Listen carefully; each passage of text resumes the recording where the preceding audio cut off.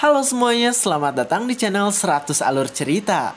Pada kesempatan kali ini kita akan membahas Batang 99 Plus Season 2 Part 2. Sebelum mulai saya ingin tanya dong guys, kalian ada yang tahu obat sakit tenggorokan gak? Soalnya saya lagi sakit tenggorokan, jadi nanti tolong dimaklum kalau ada suara yang fals ya guys. Dan buat kalian yang belum nonton part sebelumnya, silahkan cek di playlist yang telah saya buat atau cek di deskripsi. Sebelumnya disclaimer, konten ini tidak akan membahas keseluruhan dari cerita Batang 99 Plus. Jadi jika kalian ingin mengetahui fullnya, silahkan baca di web legal atau beli komiknya jika sudah ada di tempat kalian sebagai bentuk apresiasi bagi kreator. Dan oke, tanpa berbasa-basi lagi, mari kita mulai ke pembahasannya. Cerita dimulai dengan Kyoka yang terkejut karena ia bisa menghancurkan tempatnya sekarang hanya dengan sentuhan yang biasa saja. Urus yang melihat hal itu di sana langsung berkata bahwa serangan Kyoka tadi sangatlah lemah, sehingga belum sebanding dengan dirinya yang sangat kuat tersebut. Sambil tersenyum meledek, di sana Urus berkata bahwa senjata tingkat transendan ternyata sangatlah lemah, tidak seperti yang dibayangkannya. Sambil kayang, di sana Jiwo sendiri setuju dengan ucapan yang dilontarkan oleh Urus. Tiba-tiba di sana mata Urus membesar dengan gemoy. Di sana Urus bertanya tentang apa yang akan dilakukan oleh Jiwo sekarang dan ke depannya. Jiwo yang mendengar hal itu di sana langsung bingung dengan ucapan Urus, karena Urus di sana bertanya apakah Jiwo sekarang akan melakukan permintaan yang diberikan oleh Hong. Jiwo sendiri di sana langsung berdiri. Ia berkata bahwa ia harus menerima permintaan itu karena Hong telah memperingati Jiwo tentang Booty Boy yang mungkin akan menyerang dirinya. Scenes pun berganti ketika mereka belum sampai ke sana dan sekarang mereka masih di dalam kereta yang menggunakan kucing iblis. Di dalam kereta terlihat Jiwo yang terkejut dan kebingungan karena Hong berkata bahwa Booty Boy sekarang akan menargetkan Jiwo yang sangat kuat itu. Dengan wajah kesalnya di sana Jiwo berkata bahwa perkataan Hong tidak masuk akal dan hanya omong kosong. Ia berkata bahwa ia tidak memiliki masalah dengan Booty Boy. Di sana Hong menjelaskan bahwa tujuan dari Booty Boy adalah untuk kesenangan dan Booty Boy ini membantah gue Robin Hood. Namun Hong tahu bahwa semua itu pastilah kebohongan karena tujuan asli dari Booty Boy adalah uang. Di sana ia menjelaskan bahwa tujuan dari Booty Boy adalah membuat tiruan item dan menjualnya untuk mendapatkan uang.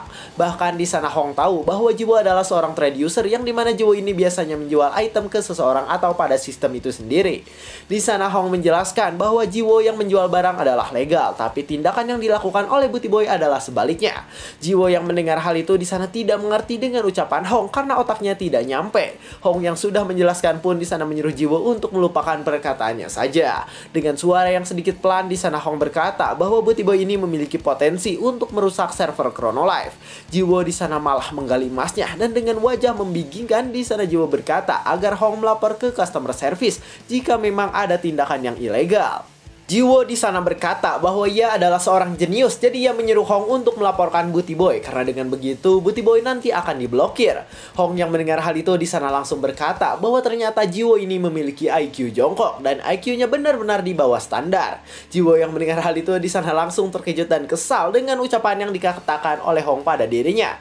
Di sana Hong menjelaskan bahwa customer service pasti tidak akan mengurusnya karena mereka tidak percaya dengan klaim yang tiba-tiba. Setelah mengatakan hal tersebut, di sana Hong pun langsung bersiap pergi. Karena sekarang seluruh hal yang ingin ia sampaikan telah diucapkan pada Jiwo. Dengan topengnya yang aneh, di sana Hong berkata bahwa orang yang bisa menghentikan Booty Boy adalah Jiwo. Karena Jiwo lah orang yang pernah mengobrak-abrik 5 guild terbesar di dunia. Jiwo yang mendengar hal itu di sana langsung memasang wajah tajam dan kesal dengan ucapan yang dilantarkan oleh Hong pada dirinya. Hong sendiri di sana langsung pergi dengan cepat dan ia langsung meninggalkan Jiwo yang sekarang ada di kereta kucing iblis tersebut. Jiwo di sana memasang wajah malas karena Hong berkata agar Jiwo menyelesaikan masalahnya karena jika tidak maka Chronolife mungkin akan hancur. Namun di sana ternyata Jiwo ini malah ngahuapkan daging dan ia tidak terlalu peduli dengan apa yang telah diucapkan oleh Hong. Di sana Jiwo pun langsung membuang nafasnya. Sambil berjalan di sana Jiwo berkata bahwa sekarang ia tidak punya pilihan lain dan ia harus mengikuti permintaan Hong walaupun tidak ingin dia lakukan. Kyoka yang mendengar hal itu di sana langsung bertanya tentang rencana Jiwo karena Jiwo pasti tidak akan bisa melawan Booty Boy jika tanpa rencana sedikit pun. Jiwo di sana langsung tersenyum lebar ketika mendengar perkataan Kyoka yang seperti itu. Dengan bebenguk anehnya di sana Jiwo berkata bahwa sekarang ia akan mengancam petinggi untuk menyelesaikan masalah yang terjadi. Sambil memakan dagingnya di sana Urus terkejut dan bingung dengan perkataan Jiwo. Bahkan Kyoka pun di sana hanya melongo saja karena rencana Jiwo ini masih belum ia ketahui. Cerita pun berganti ke sebuah apartemen yang sangat mewah dengan tingkat cahaya yang sangat terang seperti masa depan. Di dalam apartemen itu terlihat Jiwo yang sedang menelpon seseorang dengan bebenguk yang mengerikan. Di sana Jiwo berkata agar orang yang ada di telepon datang ke Warpath sekarang juga. Ternyata yang ditelepon Jiwo ini adalah Presiden Chronolive, dan di sana Presiden Chronolive langsung terkejut karena Jiwo mengancam akan menghancurkan server Chronolive lagi. Saat ia akan marah, tiba-tiba di sana Jiwo langsung mematikan teleponnya.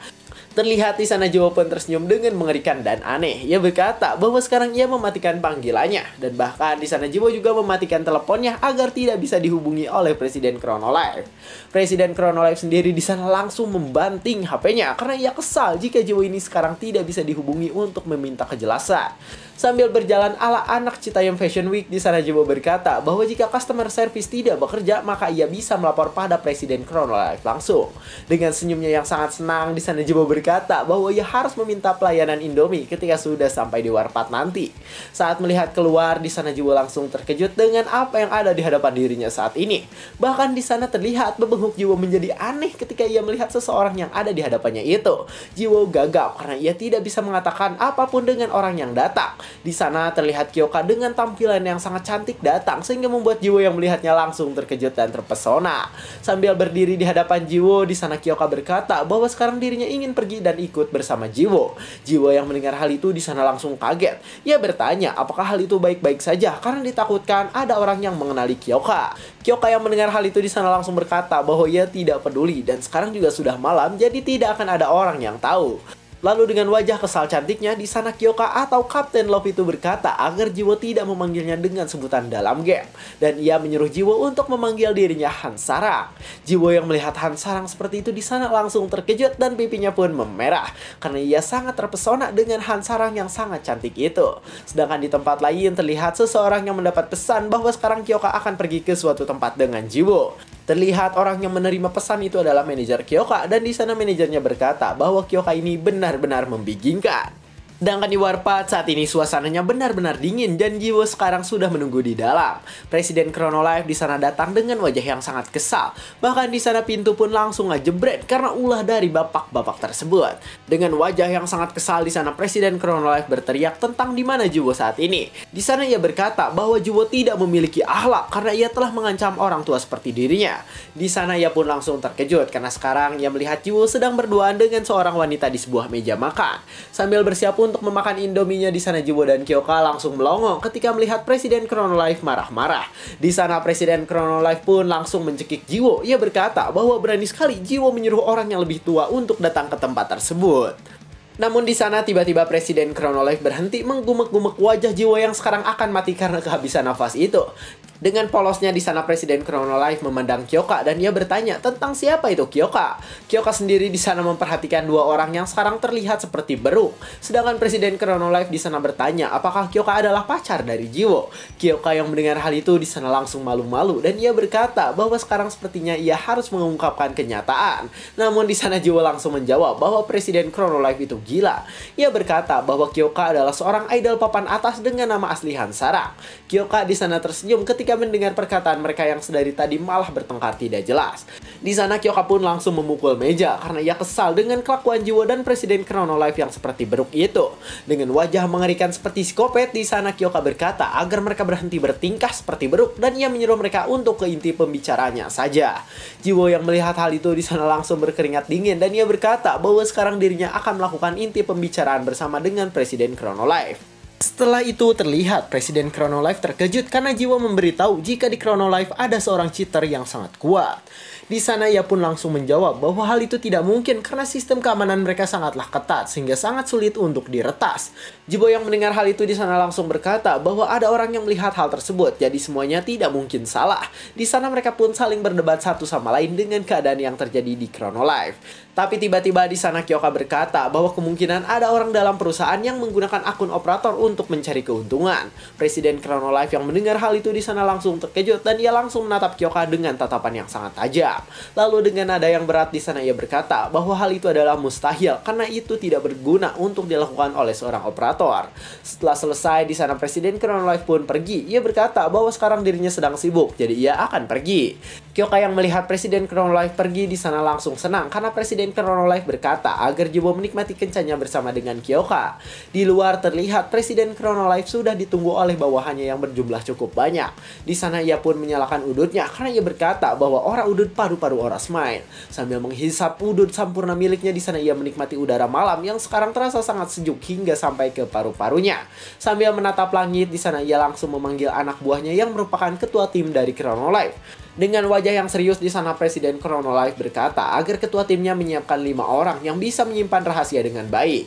Shin's pun berganti ke dalam Chronolife dan sekarang sedang memperlihatkan Dungeon Rocky Mountain. Di sana terlihat ada Jiwo dan Kyoka. Jiwo di sana berkata bahwa sekarang mereka kembali ke awal dan tidak menghasilkan apa-apa ketika bertemu dengan Presiden Chronolife. Sambil memakan dagingnya, di sana Jiwo kesal. Ia berkata bahwa ia tidak peduli dengan Booty Boy, tapi yang pasti Jiwo akan menghantam membenguknya ketika mereka bertemu. Kyoka yang mendengar hal itu di sana langsung tertawa kecil. Ia berkata bahwa Jiwo sekarang terlihat sangat jantan karena berani mengatakan hal seperti itu. Kyoka pun di sana tiba-tiba berkata bahwa sekarang ia bingung dengan tujuan utama dari Booty Boy yang menyerang orang-orang secara random. Di sana ia mengatakan bahwa dirinya berpikir keras tentang masalah ini. Tapi tetap saja ia masih bingung dengan kelakuan dari Booty Boy. Jiwo pun di sana mengatakan bahwa mungkin orang-orang yang diserang oleh Booty Boy adalah orang dengan item mahal. Kyoka pun di sana langsung menjawab jika memang itu tujuan dari Booty Boy, maka seharusnya ia menyerang gue Halasan yang sangat kaya dan bukan gue Robin Hood. Jiwo yang mendengar hal itu di sana langsung menatap dengan tajam karena perkataan Kyoka ini ada benarnya. Tapi di sana ia malah berkata bahwa ia tidak tahu mengapa hal itu terjadi. Kyoka pun di sana langsung membuang nafasnya. Ia berkata bahwa ia tidak kaget dengan jawaban Jiwo karena Jiwo ini memanglah memiliki IQ yang rendah. Saat mereka sedang mengobrol, tiba-tiba ada sebuah ledakan besar di belakang mereka sehingga membuat mereka langsung terkejut. Kyoka yang tadi terkejut di sana langsung berkata tentang apa yang terjadi sehingga membuat sebuah ledakan yang mengagetkan. Mereka berdua pun di sana langsung melihat ke arah ledakannya, yang dimana ledakan itu menciptakan sebuah asap yang sangat besar dan tebal. Kyoka di sana langsung menganga karena ia terkejut dengan hal tersebut. Ia berkata bahwa ledakan tadi setara dengan kekuatan yang biasanya dipakai oleh Jiwo. Jiwo yang melihat hal itu pun di sana langsung menatap dengan tajam ketika ia merasakan kekuatan yang setara dengan dirinya. Sambil memegang dagingnya erat-erat, di sana Jiwo langsung berlari dan meninggalkan Kyoka yang sekarang ada di sampingnya. Kyoka yang melihat hal itu di sana langsung memanggil Jiwo. Ia berkata agar Jiwo membawa dirinya dan tidak meninggalkan Kyoka begitu saja. Sedangkan ledakan itu saat ini terlihat di sebuah tempat yang cukup jauh dari jarak Jiwo dan Kyoka. Di sana terlihat bagian bawah seseorang yang familiar. Orang itu di sana berdarah-darah akibat serangan yang tadi datang pada dirinya tersebut. Terlihat orang yang terkena ledakan tadi adalah Habaek, dan sekarang Habaek kesakitan karena lengan kirinya putus akibat serangan yang dilancarkan pada dirinya. Habaek mencoba melakukan regenerasi, tapi itu semua percuma dan ia hanya bisa menghentikan pendarahannya saja. Ternyata orang yang menyerangnya adalah Booty Boy. Di sana Booty Boy berkata bahwa Habaek ini benar-benar lemah dan tidak sekuat yang dirumorkan. Dengan wajah yang merendahkan, di sana ia berkata bahwa Habaek ini tidak punya apa-apa untuk dibanggakan saat melawan dirinya. Sambil merasakan sakitnya, di sana Habaek bertanya mengapa Booty Boy menyerang dirinya. Di sana ia berkata bahwa tindakan Booty Boy ini telah melanggar aturan yang ada di Chronolife karena menggunakan sistem operator. Booty Boy di sana langsung menatap dengan tajam karena mendengar perkataan dari Habaek. Dan di sana ia pun langsung mencekik Habaek lebih kencang lagi sehingga membuat Habaek sangat kesakitan. Dengan wajah yang sangat kesal, di sana Booty Boy berkata bahwa Habaek ini berani sekali karena telah mengancam dirinya. Booty Boy pun di sana memasang wajah mengerikannya. Ia berkata bahwa sekarang Habaek harus menjawab pertanyaannya, karena jika tidak maka ia akan membunuh Habaek. Habaek sendiri di sana kesakitan dan mulutnya menganga karena rasa sakit yang luar biasa. Habaek yang mendengar pertanyaan itu dari Booty Boy di sana langsung tersenyum. Dengan keadaan yang menyedihkan, di sana Habaek berkata bahwa ia tidak akan mengatakan apapun pada Booty Boy yang sekarang ada di hadapannya itu. Booty Boy yang mendengar hal tersebut di sana semakin marah pada Habaek, dan di sana ia langsung memasang wajah yang siap untuk membunuh. Booty Boy di sana mengangkat pedangnya. Ia berkata bahwa sekarang dirinya akan menghabisi Habaek sehingga Habaek tidak akan bisa respon kembali. Namun saat Booty Boy akan menghabisi Habaek, terlihat di belakang ada seseorang yang menyuruh dirinya untuk berhenti dan tidak membunuh Habaek. Booty Boy yang melihat orang yang datang di sana langsung tersenyum lebar. Di sana ia tidak menyangka karena sekarang ada orang yang datang pada dirinya. Sambil melihat ke arah orang tersebut, di sana Booty Boy berkata bahwa ia ingin mencari orang tersebut, tapi ternyata orang itu malah datang sendiri pada Booty Boy. Ternyata orang yang datang di sana adalah si Dewi. Di sana Dewi datang dengan wajah cantiknya dan sekarang ia sudah ada dalam mode Dewi kehidupan. Booty Boy di sana mengatakan agar Dewi berdiam diri terlebih dahulu karena sekarang dirinya akan menghabisi Habaek. Dewi yang mendengar hal itu di sana langsung tersenyum ke arah Booty Boy. Dengan wajah yang merendahkan di sana Dewi berkata bahwa perbuatan Booty Boy tidak ada gunanya. Ia mengatakan bahwa Booty Boy ini telah masuk dengan akun operator tapi kelakuannya tetap saja berdebah. Booty Boy yang mendengar hal itu di sana langsung memasang wajah yang sangat kesal. Ia berkata bahwa yang berdebah adalah Dewi dan bukan dirinya. Tapi di sana Dewi malah menatap Booty Boy kembali. Ia berkata bahwa Booty Boy adalah seorang sampah sejati yang ada di dunia. Booty Boy pun di sana terdiam ketika Dewi mengatakan bahwa dirinya adalah seorang sampah sejati yang menggunakan akun operator untuk keuntungan pribadi. Namun di sana Booty Boy langsung tersenyum ketika ia mendengar perkataan Dewi yang seperti itu pada dirinya. Di sana ia pun langsung mendorong Habaek karena sekarang ia berpikir untuk tidak menghabisi Habaek terlebih dahulu. Dengan senyumnya yang seperti psikopat, di sana Booty Boy berkata bahwa sekarang ia akan beralih dan akan menghabisi Dewi yang ada di hadapannya itu. Booty Boy di sana berjalan dengan santuy ke arah Dewi yang sekarang ada di hadapan dirinya tersebut. Dengan wajah yang mengerikan di sana Booty Boy bertanya tentang di mana keberadaan dari Master Habaek yang sekarang sedang ia cari. Di sana Booty Boy memasang wajah psikopatnya. Ia berkata bahwa Dewi tidak perlu menjawab pertanyaannya karena nanti ia akan melakukannya secara perlahan.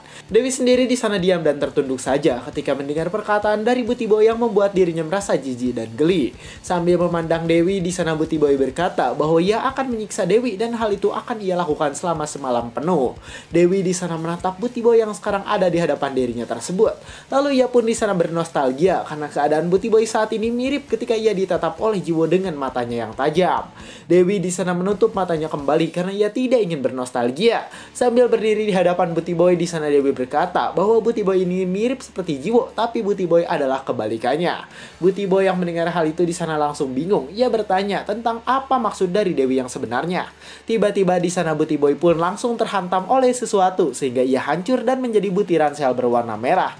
Dewi di sana menatap dengan tajam ketika melihat Booty Boy hancur dengan mengerikan. Di sana ia menatap dengan tajam karena yang menghancurkannya adalah sebuah cakar yang dimana itu datang dari dimensi lain. Sambil membuka mulutnya, di sana Dewi berkata bahwa Booty Boy ini adalah orang yang sangat menjijikan. Di hadapan Booty Boy yang sekarang sudah menjadi serbuk merah, di sana Dewi pun langsung pergi meninggalkan Booty Boy yang telah hancur tersebut. Di sana Dewi langsung berjalan dengan wajah cantiknya karena ia berpikir bahwa sekarang urusannya telah selesai. Dan ternyata di sana tiba-tiba si Dewi mendengar suara yang memanggil dirinya dari belakang dengan kencang. Terlihat di sana lengan Booty Boy tumbuh kembali dan bergerak-gerak. Sambil memegang cakar yang ada di sebelahnya, terlihat Booty Boy baik-baik saja. Dan ia malah bertanya pada Dewi tentang kepemilikan monster yang segede badak tersebut. Dengan keadaan yang cukup kelelahan, di sana Booty Boy berkata bahwa Dewi pasti percaya diri karena memiliki monster yang ada di sebelahnya itu. Dewi di sana tidak menghiraukannya dan dengan wajah yang merendahkan, di sana Dewi berkata, apakah sekarang Booty Boy masih hidup? Terlihat monster yang ada di dimensi lain menatap mereka berdua dengan tatapan yang sangat mengerikan. Dan Dewi langsung berkata bahwa mulai sekarang ia benar-benar akan menghabisi Booty Boy hingga hancur ke tulang-tulangnya. Dengan mata yang sangat kesal, di sana Dewi berkata bahwa sampah seperti Booty Boy tidak pantas hidup dan harus dikirim ke neraka. Booty Boy yang mendengar hal itu di sana langsung berkata bahwa omongan si Dewi adalah omong kosong dan ia tidak ingin mendengarkannya. Tiba-tiba Booty Boy langsung tersenyum lebar, sedangkan tempatnya sekarang terlihat berubah karena ulah dari Booty Boy tersebut.